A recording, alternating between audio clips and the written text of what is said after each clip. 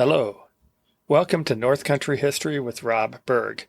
This is Rob, and I will be this week sharing with you a little bit of the labor of logging. This is the first part of a two-part episode or episodes about some of the work that was done in the lumber industry in the Great Lakes in the 19th century and the early 20th century. And today's episode, we're going to focus on the work in the forest. And I had looked at different ways of how to do this. I had thought about doing a complete overview on the logging camps and the working in the forest, but that was going to be a lot of information and kind of be rather dense. So in the end, I'm turning to an article from March 1952 issue of Michigan History Magazine, actually when it was a quarterly journal at that time, and an article titled In an Upper Michigan Lumber Camp by John J., and I'm going to butcher his name, Heilala, Heilala. Finnish name, and I don't speak Yup, so up in the Upper Peninsula. So we're going to listen to John, I'm going to just call him Heilala, his experience of working in a lumber camp when he was a 16-year-old boy. So settle in, sit back, and enjoy the show.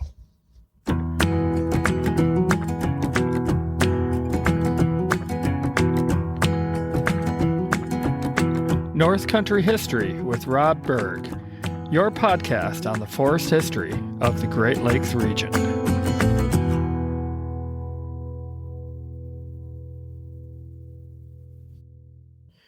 Today, as we explore the work in the logging camps, we're going to hear through the writings of John J. Heilala, who wrote in Michigan History Magazine In an Upper Michigan Lumber Camp, published in March 1952, when he would have been age 64 and a retired engineer and surveyor in the Upper Peninsula.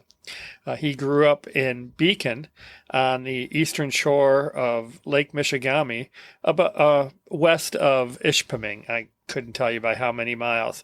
And so this is a story of when he was 16 years old, he and three friends quit school and went north into working in a lumber camp to earn some wages and to get a little bit of experience in the woods. So this was his recounting of working in the forest as that boy of age 16. So I'm going to read from this, and this was an article that I discovered a number of years ago. Whenever I would go into old used bookstores, I would always look for anything to do with lumber, logging history, forests, and I would always seek out old Michigan history magazines, or as I mentioned, they were quarterly journals at this time up into the 1960s, maybe even in the 1970s. I'll have to check that out. But anyways, you could always find a lot of gem articles in these, mostly, forest history, lumber history I was talking about, but also different, interesting Michigan articles. So I found in this one, like I said, March 1952, and this article, and I utilized it a lot working at Hartwick Pines in programming with kids, because here's one through the eyes of a teenage boy, so close to the age of the kids who would be coming to Hartwick Pines. So I'm going to read this, and because I figure it's the best way to do this is just to get the idea from this young man, teenage boy, of his experience working in a logging camp. So here we go. In an Upper Michigan Lumber Camp by John J. Heilala. It was a Sunday afternoon in September 1904. Four 16-year-old boys left the village of Beacon, headed for the far north. If anyone happened to notice their departure, they saw that each was equipped with a turkey on his back. A turkey was a sack filled with clothing, such as socks, shirt, and underwear. This sack had a rope or strap tied at one corner, with the other end tied to the mouth or opening of the same, and adjusted to the desired length. The rope or strap was thrown over the left shoulder and ran diagonally across the front to the right side. These turkeys were a common sight on lumberjacks in those days. I was one of the 4. It was nothing unusual for a boy of 16 to leave school and go to work. We were heading north to look for work at the Ferguson Camp 33, which was about 11 miles from Beacon, and the only way to get there at the time was to hoof it along the tote road. None of us had ever worked or had ever been to a lumber camp before. Having listened to the lumberjack talk of Ferguson's camp, talk about sawyers, swampers, cant hook men, logging roads already cut and more to build, cross hauls, skidways, and so on, fired us with a longing and a determination to be one of these lucky lumberjacks. We had dreams of coming back home every Saturday evening, a full-fledged lumberjack with pay, and brag about what we did to bring out the lordly pine. It was a beautiful afternoon and our spirits and hopes were fired. We would walk into the bunkhouse, throw our turkeys on the deacon seat, and if any lumberjack stared at us, we would look him in the eye. They would not know that we were tenderfeet. We left Beacon and took the old railroad grade to Lake Michigamme. We passed the old shingle mill standing at the northeast shore and continued to the railway. From there we followed a trail to the old county road. This trail had long since disappeared. Thence along the county road to the bridge over the Pashiki River that was in good condition then and used for all travel to the west. A short distance from the bridge, we hit the old Iron Range and Huron Bay Railroad grade. The rails had been pulled out, but all of the ties remained. The grade was now used for a tote road north to the Ferguson Brothers and F.W. Reed and Company lumber camps, of which there were several. No attempt had been made to remove the ties. The tote wagon had a comparatively level but a bumpy road to traverse. We hoofed it along, admiring the narrow river basin between towering cliffs of granite, the river on one side of the grade and then on the other. We crossed the meanderings of the river on sturdy wooden bridges several times, reaching the confluence of the Dishno Creek. Our tote road left the railroad grade and turning to the right followed the creek channel for about 2 miles. The heavy wheel ruts extending ahead on the Huron Bay grade indicated the existence of other lumber camps farther to the north. The tote road climbed a high hill below which we could see the makings of a dam to be used by the Ferguson brothers on their drive the following spring. From here the tote road went into heavy timber, large white pines, balsam, and spruce, to emerge onto a virgin hardwood where we flushed partridge and watched deer bounding away out of sight. Suddenly we came to a clearing and a large number of log cabins which were vacant at the time. A cat suddenly left one of the buildings and streaked across the clearing to the sanctuary of the forest. We found out that the cat had been a pet that had got left at the camp when it disbanded a year before. It still kept the cabins as home, hunted from them, and returned there to sleep. We explored the camp premises. A large and squat log cabin had a row of double-decker wooden bunks with some straw here and there, a large rusty stove box in the center with cross pieces of wood and haywire to hang up socks above it, a deacon seat, in other words, a bench running along the line of bunks, and a stand for water buckets beside a wash trough. Several pairs of stags were strewn on the floor. These are logging boots with the tops cut off, used in the evening and on Sundays in place of the heavy boots used in the woods. This, we knew, was the bunkhouse. The next log house was a replica of the other in both size and shape. Exploring it, we found 2 rows of long tables extending the lengthwise through the building. In the rear was a door leading to a portioned-off smaller room with a large range and a bunk. Barrels for storing water were near the range with empty 50-pound lard tins, with a few pans and other tins strewn around. We surmised that the large room was the cook camp, known as the mess hall in this day, but a fancy name as such was not known then. The smaller room was the cook's holy of holies. He cooked and slept there, and woe to the man with the temerity to enter it. He was considered lucky if he did not face a butcher knife or a cleaver. The cook was boss of the cook camp, and exercised his right to the detriment of the foolhardy intruder, including the foreman. He worked from 4 o'clock in the morning to about 9 at night, used what time was left in sleep, and was highly and adequately paid. On a wall was a want book, in which was listed the provisions needed from town and taken over by the tote team. The cook may have been a gentleman, but certainly no scholar, as his notes appeared to prove to us. I can remember a few of them, to wit, some cabots, onigans, lettuce, bagas. We interpreted them to be cabbage, onion, lettuce, and rutabagas. Now to a small frame building of lumber. This building had 2 bunks, a counter with shelves in the back extending from wall to the other, a table with a drawer, the top of the table angled upward to the wall, and with a homemade chair or stool in front, a place where a stove and pipes had been taken away. This, we surmised, was the office with a desk for correspondence and check writing. The shelves were for the store. On these were kept flannel shirts, underwear, logging boots and socks, mackinaws and caps besides tobaccos and snuff. The numerous axes were kept in the corners, the cant hooks under the bunks as well as the saws. Some of them were hung on the walls.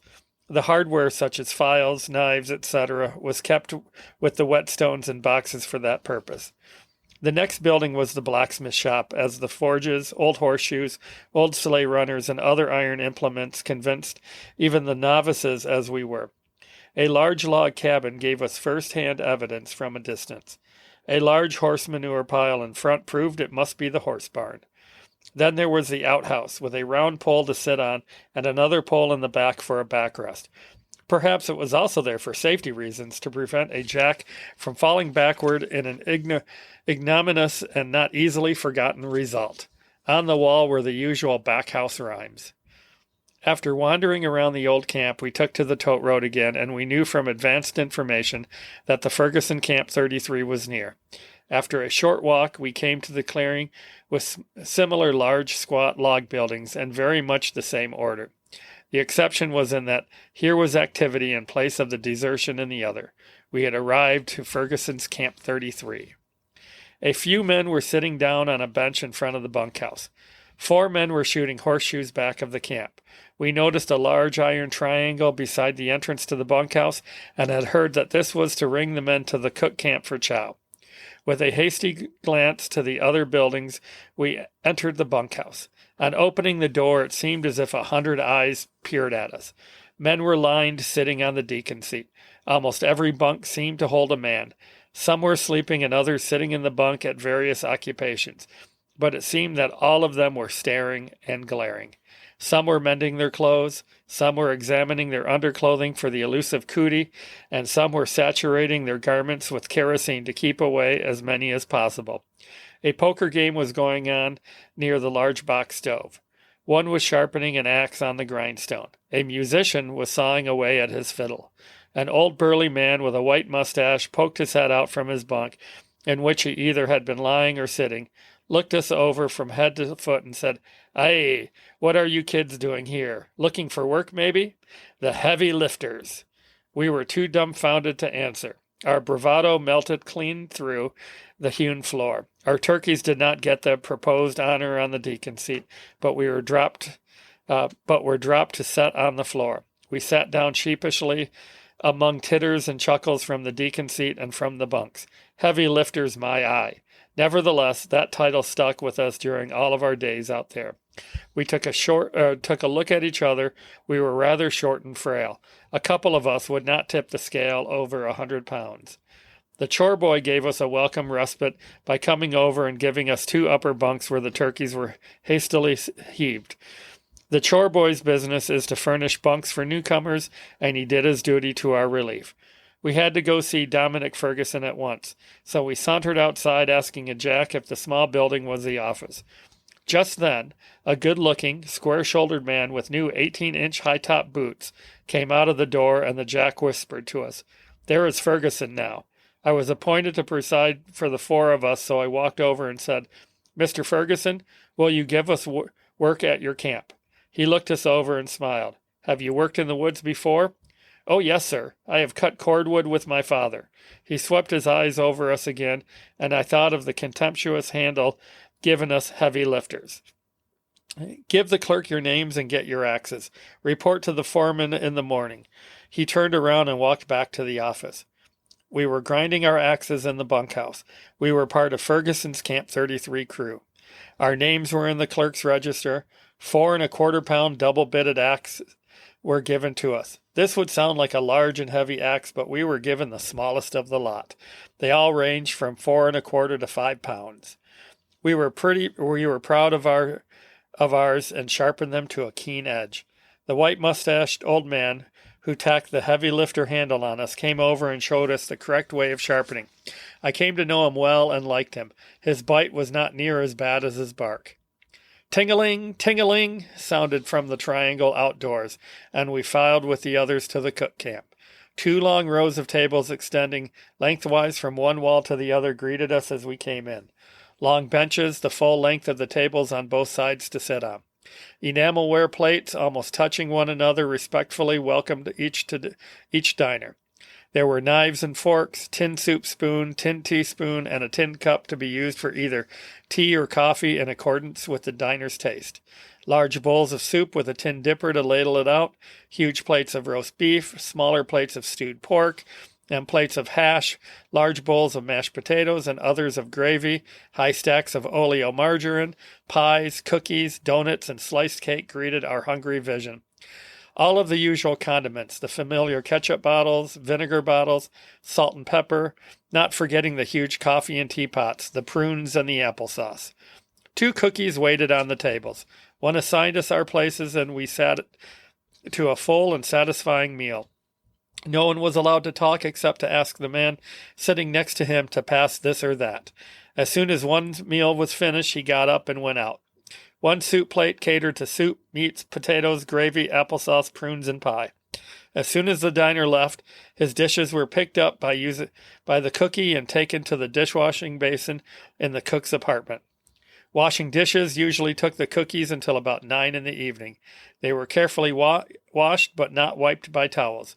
They had racks placed over the hot stove for that purpose. We witnessed a fist fight on our first evening at camp. In fact, it was the only fight during our stay. It would seem that a number of men, such as we had confined to close quarters like sardines in a can, would get more on edge and start quarreling with each other now and then, but it seemed to be an exception and not encouraged by the camp crew. The fiddler grabbed his violin and played a few tunes. The card game went on, and the conversation in various groups hummed as usual. 9 o'clock arrived, the chore boy blew out the kerosene lights, and the poker players counted their chips and went to bed. The camp was now in darkness, excepting the glow from the box stove. In 15 minutes, healthy snores could be heard. It seemed that I had hardly closed my eyes when I was awakened by a diabolical toot, which was repeated again and again. Surely this cannot be Gabriel's horn, this raucous, infernal din. Men were getting up, sleepily putting on their boots, and we followed suit. We waited to hear the welcome breakfast ting-a-ling from the triangle outside. When it came, we all marched single file to the cook camp. It was smokier now than it was the evening before. The pleasing flavor of flapjacks and pork sausages permeated the air. We sat down in our designated places and tied into fried potatoes, pork sausages, flapjacks with corn syrup, and coffee. We fortified the inner man with delicious donuts and vanilla-flavored cake made by our cook, Mr. Anderson. Leaving the cook camp, we grabbed hold of our axes and followed the procession in pitch darkness. We had heard the expression, "Daylight in the swamp," but evidently the foreman did not commit himself, for there was no daylight yet. A little streak in the east portended for what might be a rising sun, but the forest still was in slumber, and daylight did not come to us until about a half hour later. We trudged along a newly built logging road for about a mile to the scene of operations. By the time we reached the operations, daylight was pretty well on its way, and we beheld the lordly pines standing to the north, south, and west of us. A big slashing was to the east. Stumps, pine tops, skid roads, and skidways of logs. The earth was gouged out on the skid trails due to numerous logs skidding along it, and the air was scented with the smell of fresh earth and resinous pine. The teams of horses were coming in, and we could hear the teamsters. We kept an eye on the foreman, wondering where he would place us. We had not long to wait. He picked out my 3 pals and said, "You 3 kids go to Tom Kelly's crew to cut out logging roads." And looking at me, "You go swamping for Dan Sullivan." I followed Dan Sullivan's team to some felled pine. The Sawyers and Notcher were ahead of us in the virgin pine. The Notcher sizes up the tree, looks up to see if it may be leaning in any certain direction, also notes the location of other standing trees, and makes a deep notch with his axe in the direction where he wants the tree to fall. He then goes and does the same thing on the next tree, and so on. The sawyers start their saw on the opposite side of the notch, and keep sawing until they come near the notch and the tree will fall.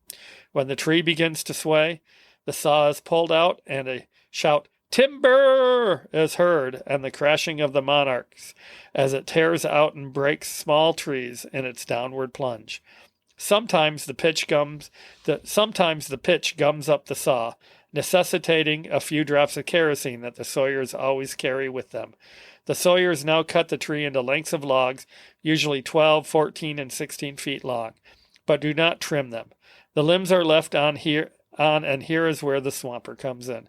His duty is to limb all of the logs smoothly so that they will not get caught on obstructions when skidding them to the skidway. His duty also is to swamp a narrow roadway to hook up with another skid road in order that logs are kept moving to the large pile on the skidway.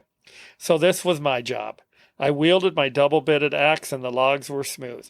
I swamped narrow roads and Sullivan skidded out the logs. The work was not easy, but I liked it. Dan was a young teamster and the two of us got along fine. Some teamsters will wait until a log is completely trimmed before they take it out, but Dan was different. At times when pines were felled on or across each other, quite a tangle was formed, making the trimming difficult for the swamper. Dan would say, "Let's put on a little force," hook up his team on the untrimmed logs, and with some crashing they would come in the open and out in the clear for easier trimming. The horn sounded at 12. Noon was very near to our work, and we hurried to the spot. The chore boys' horses and swing dingle were there, a fire crackling with a hiss and a sputter, and fragrant wood smoke filled the air. 50-pound lard tins in the firebox. One held roast beef, one beans, one mashed potatoes, and one had scalding tea. A box held knives, forks, spoons, cake, cookies, oleo, and the usual condiments. The swampers, sawyers, teamsters, cant-hook men, and others, including my 3 pals, came in small groups. Each got his plate, cup, knife, fork, and spoon, and helped themselves from the lard tins. As many as possible squatted around the fire, but others found stumps and logs to sit on while finishing the meal. After about a half hour, the foreman said, "Roll out, boys," and each went back to the job. In the evening, just a little before dark, a loud "Halloo!" could be heard. It was the 4 men proclaiming the finish of the day. The young fellows started to camp on a run, while the oldsters kept straggling in ones, twos, or small groups. In camp, we washed off the soil and the pitch, and with the ringing of the triangle, we all headed for the cook camp where we did full justice to the meal the cook had for us. We had now had a chance to look around the camp. We visited the horse barn and watched the teamsters and the barn boss feeding and grooming the horses. Heavy harnesses hung on wooden pegs on the walls, including the sweat pads and collars. We were mostly interested in 2 teams of oxen in a corner of the big barn. These were large brutes and were used in hauling logs and trees off the newly cut logging roads. They were habitually slow, but powerful. In fact, too slow moving for log skidding, but they were put to profitable use on removing heavy obstructions from the logging roads. A slow, steady pull would remove stumps and other large obstructions where quick jerking movements of horses would often fail.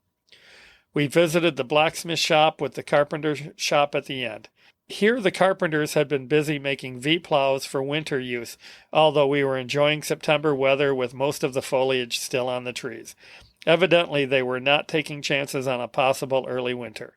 Here was the material in the hewing stage for a water sprinkler to be used for iced roads in the winter. In the blacksmith shop, sleigh runners were being built and shaped, and dozens of horseshoes were lined up on the wall. Apparently, everything would be in readiness when the snow comes and the logs get moving to the river and to be driven by gravity flow along the Pashiki River all the way to Lake Michigamme in the spring. Our first week was up. We had eaten our supper and made a trip to the office to speak with the clerk. We wanted to know our rating so that we could tell our parents and friends how we were making out. The clerk told us that our rating was $13 a month in free board. That amounted to exactly 50 cents in board each workday. This amount was one half the men's wages. They were paid at the rate of $26 per month or $1 in board each workday. Of course, skilled laborers were paid a little more, perhaps $30 or $35 a month. Our pay was a little under what we had expected, but we were satisfied. We hit the tote road to Beacon and home in pitch darkness. We walked and ran, forgotten where the 10 or 11 hours of labor we had put in that day. In a dog trot, the miles melted away, and soon we were to Lake Michigamme and an uphill grade for a mile, and we were to Beacon and home. It felt good to be at home and to relate the week's experience at camp while sitting at Mother's table. A complete change of clothing and a hot bath made me feel at home again. We left for camp again on the following afternoon and leisurely strode along the old railroad grade. In the lowlands above the Dishno Dam, we saw several deer.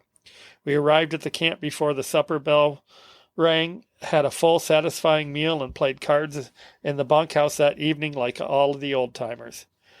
On the following morning, Dan Sullivan did not show up. He had been detained somewhere and did not arrive at the camp until late in the evening. The team stayed in the barn this day and was taken care of by the barn boss. I took my double-bitted axe and went to the operations and asked the foreman where he would put me to work. He said, "Go tailing down with Jake on the next skidway." This was quite an order. I was versed enough with the camp vernacular to know that tailing down was rolling logs on the skidway to the pile where they were decked up with a horse and a decking chain in piles perhaps 20 feet high. I went over to the skidway, and there was Jake, grinning at me. He had already taken up his cant hook, and mine was lying on the ground near him. Cant hook! We were supposed to use that unwieldy tool. Well, we worked hard that day, and by force of hard labor we managed somehow.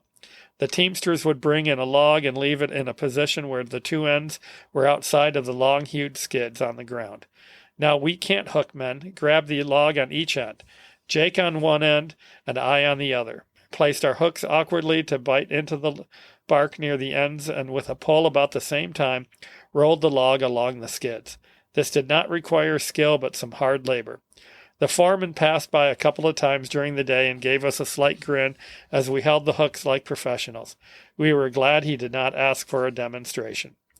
One morning I was limbing a large pine log when I happened to look up to see Mr. Ferguson looking at me.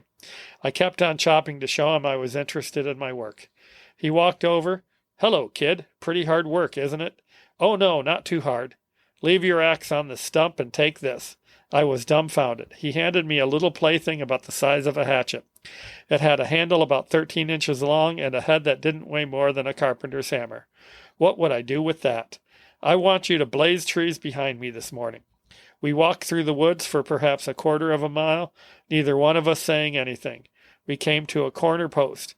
I noticed a blaze in a tree near the post that had several signatures and dates, and also noted that there were odd-looking figures cut into the blaze that looked very odd, very old to me. He took out his compass and sighted it towards the north. "I want you to follow me and make a blaze on the larger trees on two sides like this." He made a blaze on the north and south sides of a pine near the post. He went ahead slowly and kept looking at his compass, and I blazed behind him. We went through some nice white pine timber, through narrow spruce swamps, over many logs rotting under ferns, into pine timber again. Encountered old blazes now and then, and Mr. Ferguson stopped at an old post with similar markings on a tree nearby. We continued north from this post, and I kept blazing the trees. Again we passed through pine woods, through virgin hardwood, and through narrow swamps, encountering some very old blazes on some of the trees. Mr. Ferguson said that they were the old government line blazes and asked me if I had ever seen them before. I told him I had not. After some time we reached another post, and Mr. Ferguson informed me it was a section corner. There were trees nearby here, also having a number of names and dates. "Well, kid, let's go east from here about a half mile." I don't care if he had said 5 miles. This was easy work, and I would have liked to tramp all day. We went eastward, blazing as we went along, and finally reached another post in the hardwoods, in the hardwoods mixed with a scattered balsam, spruce, and some large white pine. This will be enough. We'll go south from here to hit the logging road. He looked at his compass and started southward, and I followed him. After about a 10-minute walk, we came to the road between the camp and the woods operations. He took my little axe and said, "I'm going to the camp. You go to your swamping for the afternoon." He looked at me. "Swamping is a little too hard work for a kid your size. Go in Tom Kelly's crew cutting logging roads tomorrow morning. You won't find the work quite as hard." I was glad of the chance to try something else. After this easy morning's work, I hated swamping. I was also happy in the fact that I would be with my pals. We would now be all together. I took my time in walking to the woods operations. This was the first easy morning I had since coming to the camp, and I felt free as a bird. All to myself now, and no one to order me around. I knew that it would take some time for the chore boy to build his fire, warm the meat, beans, and mashed potatoes, and to boil the tea. This morning's work had been easy and interesting. Other men must have followed the same line before us. The registrations proved that. I decided that I would study to be a surveyor. After a while, I worked the logging road to the fireplace. The chore boy had built his fire and was warming the food. I helped him with the firewood until the foreman came. He did not ask questions and hardly appeared to notice me. I deduced that he had known I had been with Ferguson. After lunch, I went back to my swamping. I went out with my pals and Tom Kelly's crew in the morning. The lads were glad to have me with them, and I was happy to be with the gang. One day, Kelly asked us to take a contract, saying that the other main logging road was close by, and as soon as we had reached it, we could take the rest of the day off and do as we liked. We worked hard all day with no sign of the other road. He kept telling us right along that it was just ahead of and that we will reach it soon. We did, but it was noon the next day. The logging road now followed a highland. We had to bring it through spruce, balsam, and cedar of rather large size. I was ready to start down the trees near the ground, but my pals showed me how it was done. I was the greenhorn, and they were the professionals.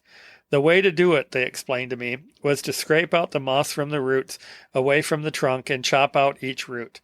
I watched how they did it, tackled a large cedar, chopped out the main roots about 2 feet from the trunk, and the cedar toppled over, leaving bare earth where the tree had stood. This made a flat road-like boulevard. I cut off the top, and the ox team pulled it away.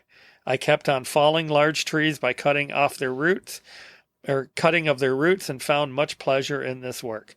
The main logging road, which will be iced in winter, must necessarily be as flat as possible because the huge loads are hauled, where all grades must be eliminated as much as possible.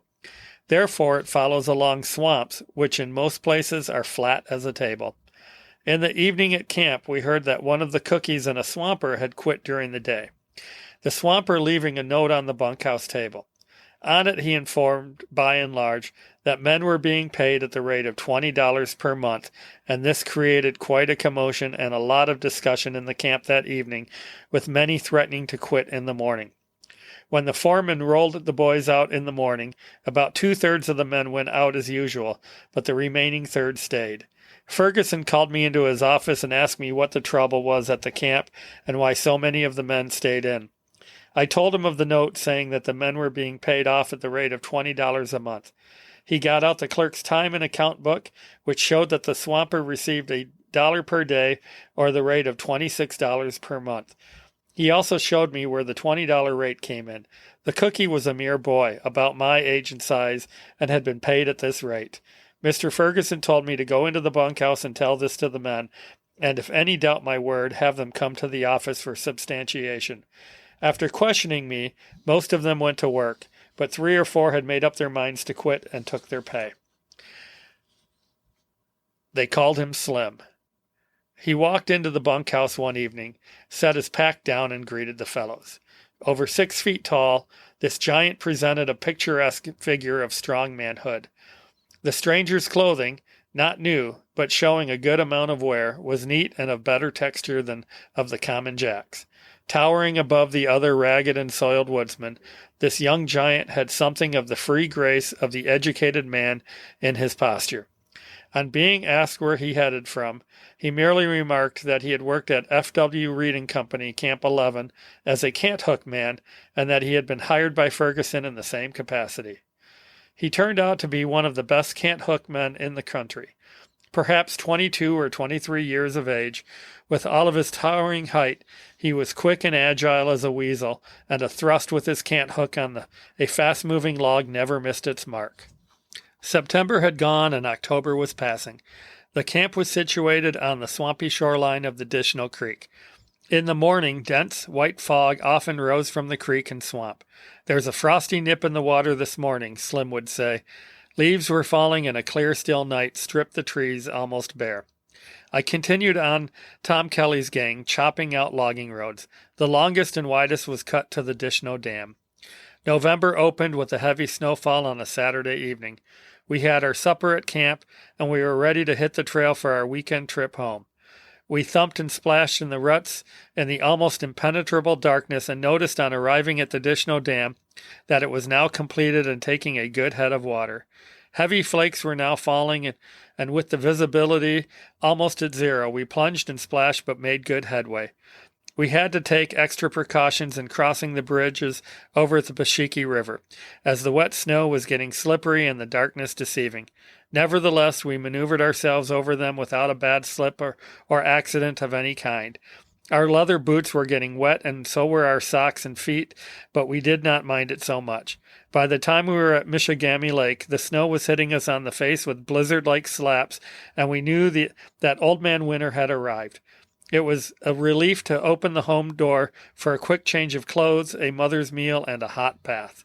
The next evening we went back to camp. It had snowed all of the night before and mostly all of Sunday, and we tramped in about 16 inches of snow. We now were equipped with high-top rubber boots and new blue and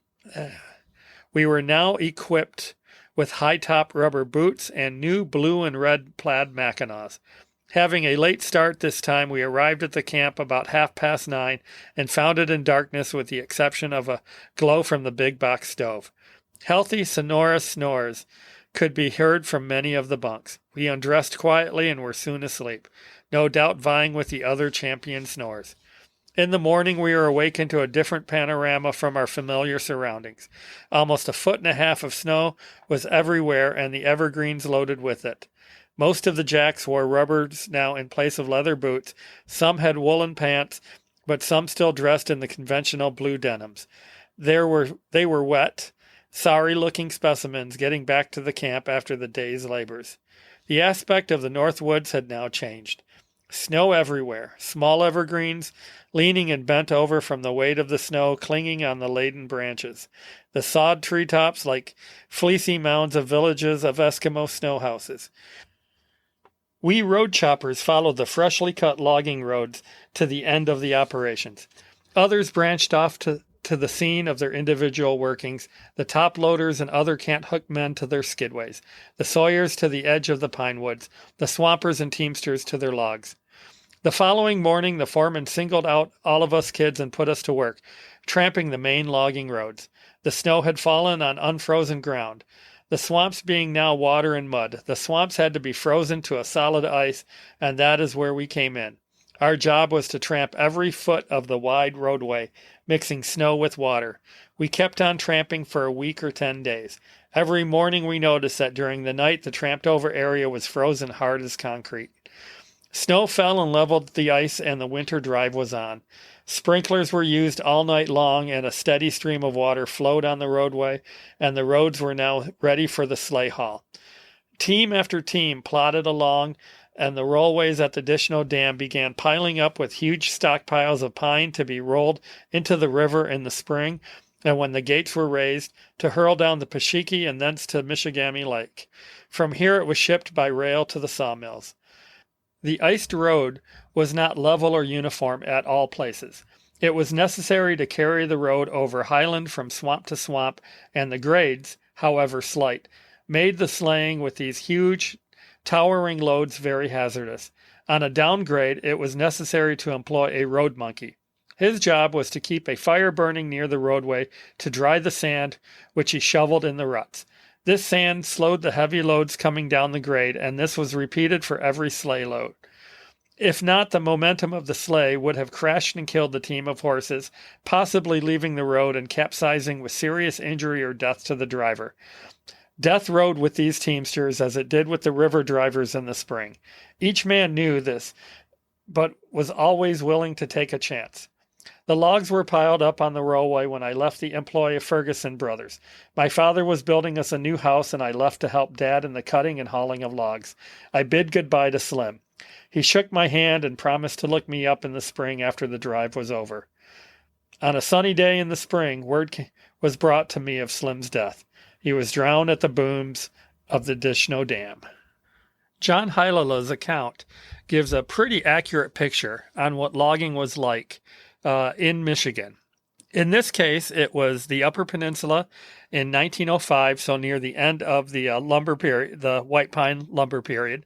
However, it could have been 20 years earlier, cutting along the Au River near Grayling, or maybe 40 years earlier and cutting along the Saginaw River or any of its tributaries down in the Saginaw Valley, the Muskegon River area, really anywhere in Michigan. This scenes would have been very similar. Some of the technology would have changed, as we'd mentioned, with the railroad and the sawmill, but very much very similar of what happened in the logging camps out in the woods, pretty much from the beginning of the lumber industry here in the Great Lakes region, and even earlier, as we have talked earlier this season, how it began in the Northeast, in Maine, in New York, in Pennsylvania, and the likes. It was a tough job. It was a hard job, and it was a dangerous job. But for low-skilled labor, it was a decent pay for the work. $1 a day does not seem much, especially to us to this day. And even in about the time of this, or shortly thereafter, about 10 years later, Henry Ford was offering the $5 a day for work in his auto plants in Detroit and Highland Park. As a way to keep employees, he was offering that wage, when a lot of other places were offering around $3 a day. In the logging, though, in the forest, it was $1 a day for the most part, $26 a month, but room and board. They were fed. They were provided a place to sleep, a bed there. You know, they had to share it with others, but it was better than sleeping out in the cold. And they were provided with their tools. As John and his friends, came into camp, they were issued their own axe. They had cant hooks provided to them, crosscut saws for the sawyers, anything that you needed, you did not have to bring with you. Now, some men, professionals like Slim, he probably had his own, cant hook that he preferred, especially being a tall man over 6 feet tall. He would have had a larger cant hook than what John and Jake would have been using when they were tailing the logs. So you can see that there were variations in the work, in the pay, but it was fair for most of the men. Not all camps were the same. Food changed from camp to camp, and the best camps had the best cooks, male or female. In John Heilala's camp here at Ferguson's Camp 33, it was Mr. Anderson was the cook. But at some other camp, it very well could have been a woman working as the camp cook. Going back to last week with the sawmill and with Frank Kellogg, his widow, Julia, she had to find work as a camp cook near Otsego Lake logging camps after her husband's death. So there were female cooks as well as male cooks, and they were paid, somewhere similar, maybe not necessarily the same, but they would have been paid better than the men that were working out in the woods cutting the trees because it was skilled labor. So this was an important job, and it was tough. And there were attempts later for unionizing the labor, collective bargaining, because it was dangerous work and they wanted better working conditions. But it really happened after the logging in Michigan had come to an end, at least the major logging. The first real unionizing of logging did not happen until 1917, and it was really because of World War I, where I had spoken before about the foresters, the lumbermen who went to France during World War I, Edward Hartwick and the likes in the 10th and 20th Engineering Regiments. Well, there were needed a lot of lumbermen to stay back in the United States to work because they needed lumber for building airplanes, for building vehicles. They had wooden frames at the time, automobiles did, and there was so much other work that was needed to build army camps in the United States that lumbermen were very important. And in the Northwest, in Montana and Idaho and Washington State, there were attempts to unionize, and they had a big strike in 1917. The strike ended, and most of the demands of the lumbermen, of the loggers, were met. And so it was kind of the beginning of the labor movement in the lumber industry. Now, there were attempts prior to that, as early as the 1860s, for organizing in the for collective bargaining in the logging camps, in the mills, but for the most part, they had all failed. And it was not, as I mentioned, until 1907 that it became successful. But that's something that we'll talk a little bit more in the next episode when we talk about with the river drives and the sawmills. And when it comes to the sawmills, that's where there started to be more demands for organized labor, for better labor conditions. Again, as I mentioned with Frank Kellogg's death in Waters at the Stevens Mill in 1898, we can look at that's something that happened all around. So thanks for listening today. Part one of the labor of logging in an Upper Michigan lumber camp. John J. Heilala's experience at the Ferguson's Camp 33 on the Pashiki River in the Upper Peninsula. So next week, we'll look at the river drives and the sawmills and talk a little bit more about the people involved in the lumber industry here in the Great Lakes. And as always, if you enjoyed the episode, please tell a friend. Word of mouth is the best way to help the podcast grow. And the podcast is growing still. We're past 1,500 downloads now, which I think is pretty awesome. And just being back from my 2-week podcast tour, I got a chance to talk to a lot of people, do some recording for future episodes, and meeting, finding a lot of interesting things, meeting interesting people, and so much more to add to the podcast. And none of this can happen without your support. Support listening, sharing it with others, but you can even help out with some financial support.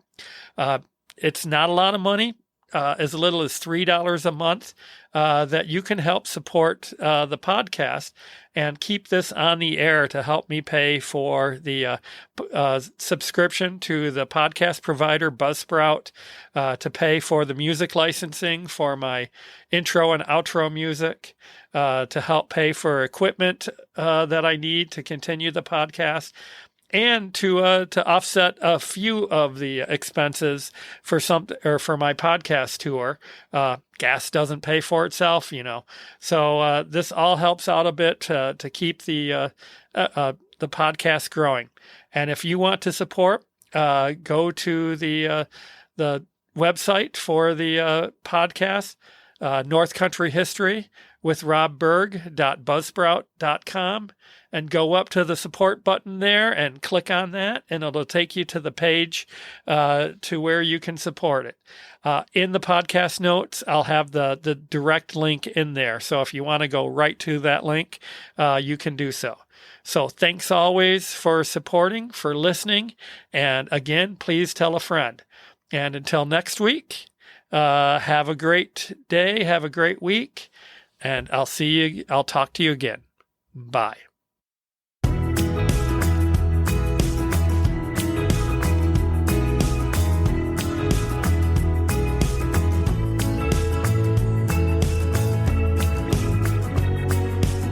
North Country History with Rob Berg is hosted, written, and produced by Rob Berg.